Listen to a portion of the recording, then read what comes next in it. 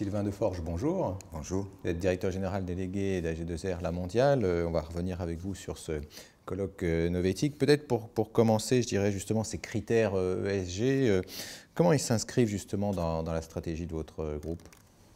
Le groupe AG2R La Mondiale est un groupe qui est jeune, qui est même très jeune sur ces questions-là, puisque AG2R d'un côté, La Mondiale de l'autre, ont été rapprochés, ont commencé à se rapprocher il y a 3 ans, et que 3 ans, c'est rien s'agissant de fondamentaux de culture d'une entreprise ou de plusieurs entreprises. Il se trouve qu'en l'occurrence, s'agissant de l'investissement socialement responsable, les deux groupes avaient chacun de leur côté une histoire radicalement différente et quasi opposée. Du côté de l'AG2R, qui est une structure paritaire, le principe même de l'ISR a été complètement intégré de façon explicite et dans les procédures progressivement développées depuis une dizaine d'années. Et donc Agicam, la société de gestion du côté AG2R La Mondiale, qui gère en gros 13 milliards d'euros d'actifs, a mis en place tout l'appareil classique et reconnu désormais de la gestion ISR. Et d'ailleurs, de temps en temps, on fait quelques innovations. Elle a lancé il y a quelques semaines un fonds de ISR de gestion, mais sur les produits de taux. Donc c'est un cran plus loin que s'intéresser simplement à une action. Il faut s'intéresser aux émissions émises par des sociétés. Donc regardez la société, c'est un processus rare et là-dessus, AG2R est un peu en avance. Du côté de La Mondiale, c'est une histoire radicalement différente. La Mondiale considère, c'est une mutuelle d'assurance vie, donc l'obsession c'est le long terme. Et ce côté mutualiste, c'est depuis toujours que l'analyse financière, ça ne suffit pas et qu'il peut se produire des choses qui ne sont pas d'abord financières, mais qui sur le très long terme ou sur le moyen terme mettent en danger l'investissement de la compagnie. Et l'investissement de la compagnie, ce sont les avoirs, la sécurité des mutualistes.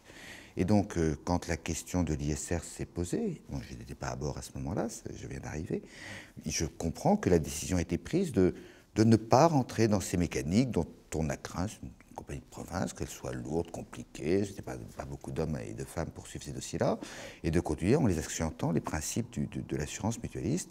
Et au fond, je constate, maintenant que je me suis documenté, que dans de nombreux domaines, si La Mondiale n'est pas formellement ISR, elle l'est pour l'essentiel des composantes de l'ISR, typiquement en matière environnementale, en matière sociale, en matière de gouvernance. Les décisions sont explicitement prises en tenant compte de critères absolument environnementaux, sociaux, de gouvernance. Ce n'est pas parce qu'on n'a pas signé une grande liste avec des tas de cases à cocher qu'on n'a pas l'ensemble de l'appareil. Pour des raisons de culture, La Mondiale préfère faire de l'ISR sans le proclamer. Pour des raisons de culture, Agicam est fière de dire qu'elle l'en fait. Ces deux cultures ne sont pas incompatibles et de toute façon sont en train de se rapprocher. Il n'y a pas de réelle urgence tant qu'on est en accord sur les valeurs communes. Ça veut dire que finalement ces critères ont été, on peut dire que ça a été un élément fédérateur pour justement vos divers métiers? Ce qui caractérise, sous des formes différentes, mais ce qui caractérise à la fois dans ses formes le paritarisme et dans ses formes le mutualisme, c'est bien une association beaucoup plus étroite, beaucoup plus continuelle des stakeholders, des partenaires à la vie, au développement des entreprises et aux grandes décisions. Du côté d'Agicam, du côté d'AG2R, les principes d'investissement sont débattus par les conseils auxquels appartiennent des représentants, par exemple, des syndicats. Donc c'est explicitement débattu. Du côté de la mutuelle, les représentants des mutualistes débattent entre eux des principes d'investissement de la même façon. Donc il y a vraiment une communauté complète de principes, de valeurs. Encore une fois, ça a pris des formes d'application qui sont différentes, chacune dépendante du génie propre de chacune des deux entreprises. On peut même d'ailleurs, en le cas de l'espèce, dire que La Mondiale, c'est plutôt le Nord, on est plutôt réservé sur deux choses, que la G2R La Mondiale, en tout cas JCAM, c'est plutôt le Midi, c'est essentiellement très largement basé à Marseille, donc c'est plus démonstratif. Donc, je sais pas que ceci ne dit rien sur le fond c'est très proche, même si encore une fois, les deux formes d'expression sont très différentes. Est-ce que vous avez justement des demandes de vos administrateurs en ce qui concerne, je dirais, des demandes spécifiques dans ce domaine et ceux qui représentent les instances syndicales? Est-ce que effectivement, il y a eu des demandes? Alors, si je constate, je suis arrivé il y a 6 mois, c'est un des points sur lesquels, à première vue, on peut se dire, tiens, les deux cultures sont totalement différentes puisqu'elles paraissent optiquement opposées. La réponse c'est non, je n'ai pas eu, en tout cas moi, de demande formelle dans ce sens. D'abord, ce sont deux cultures qui se respectent, qui laissent le temps au temps. il y a un tel accord de fond sur les valeurs qu'il n'y a pas besoin de brusquer les événements. Il n'est pas urgentissime que la mondiale ou que le groupe entier signe je ne sais quelle charte, puisque dans la mesure où il y a un accord de fond sur la façon de remplir, de prendre ces considérations en compte, de les prendre explicitement en compte, d'en débattre, on va laisser le temps au temps, ça se rapprochera. Et je suis aujourd'hui pas en état de dire où est-ce que ça convergera, mais je suis sûr que la convergence se produira.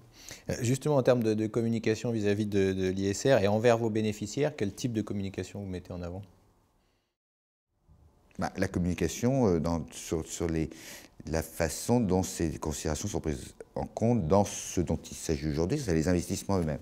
Encore une fois, la mondiale, des filtres explicites débattus en conseil, on explique la mécanique, et ceci est une valeur commune explicite.